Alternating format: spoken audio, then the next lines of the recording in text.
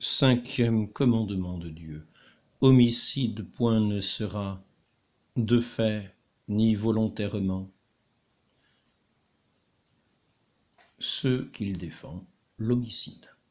Le cinquième commandement défend, premièrement, de tuer quelqu'un de son autorité privée. Deuxièmement, de se tuer soi-même et de se battre en duel. Troisièmement, de frapper le prochain, de lui dire des injures et de le haïr. Le crime de ceux qui donnent la mort au prochain s'appelle homicide, et le crime de ceux qui se donnent la mort s'appelle suicide. On se rend coupable d'homicide lorsqu'on donne volontairement et injustement la mort à son prochain. Il est 3 cas où l'on peut sans péché donner la mort à son prochain. Dans une guerre juste, en cas de légitime défense, pour exécuter les arrêts de la justice. C'est un grand péché de souhaiter la mort du prochain ou de s'en réjouir, quand on le fait par haine ou par intérêt. Il n'est pas permis d'accélérer la mort de quelqu'un afin d'abréger ses douleurs. Il n'est pas permis de se donner la mort, quelque malheureux qu'on soit, parce que notre vie appartient à Dieu et que seul il a le droit d'en disposer. Celui qui se donne la mort s'expose à la damnation éternelle, puisque ordinairement il n'a pas le temps de faire pénitence.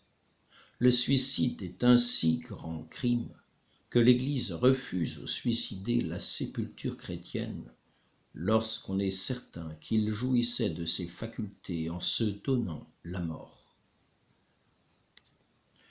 Il n'est jamais permis, pas même à l'autorité publique, de tuer un innocent, lors même que le bien commun l'exigerait et que l'innocent y consentirait, car il n'est pas maître de sa vie, et c'est intrinsèquement mauvais de le tuer.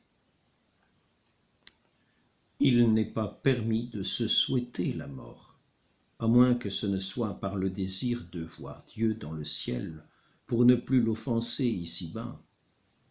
Celui qui se bat en duel est très coupable parce qu'il s'expose, premièrement, à donner la mort ou à la recevoir, deuxièmement, à tomber en enfer ou à y précipiter l'âme de son prochain.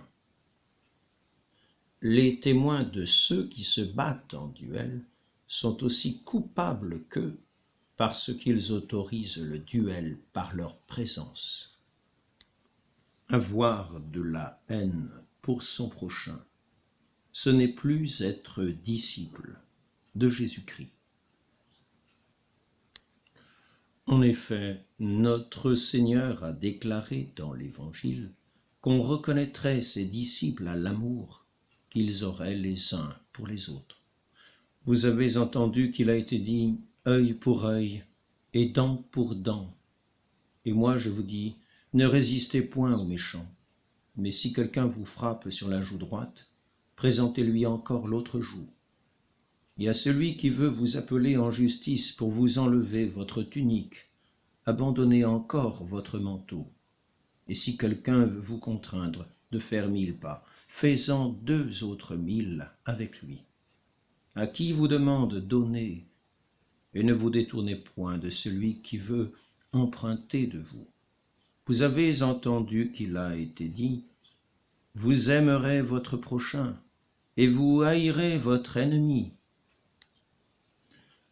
Et moi, je vous dis, aimez vos ennemis, faites du bien à ceux qui vous haïssent, et priez pour ceux qui vous persécutent et vous calomnient, afin que vous soyez les enfants de votre Père qui est dans les cieux, qui fait lever son soleil sur les bons et sur les méchants, et descendre la pluie sur les justes et les injustes. Car si vous aimez ceux qui vous aiment, quelle récompense aurez-vous? Les publicains aussi ne le font-ils pas? Et si vous ne saluez que vos frères, que faites-vous d'extraordinaire? Les païens ne le font-ils pas? Pour vous, soyez donc parfaits, comme votre Père céleste est parfait. Il ne nous est pas permis de nous venger de ceux qui nous ont offensés, parce que Dieu seul a le droit de punir ceux qui font mal, et qu'il s'est réservé le pouvoir de nous venger de ceux qui nous ont offensés. Le haut de ce tableau représente Caïn qui vient de tuer son frère Abel. Au moment où il cherche à fuir, Dieu lui reproche son crime, le maudit et le chasse de sa présence. Nous voyons en bas du tableau à droite Achitophel se pendant dans sa maison, après avoir poussé Absalom à usurper le trône de David, son père. Le bas du tableau, à gauche, représente deux individus qui se battent en duel. Un pieux chrétien se plaçant au milieu d'eux les calme d'une main et de l'autre leur montre la croix, du haut de laquelle Jésus-Christ les voit et condamne leur conduite.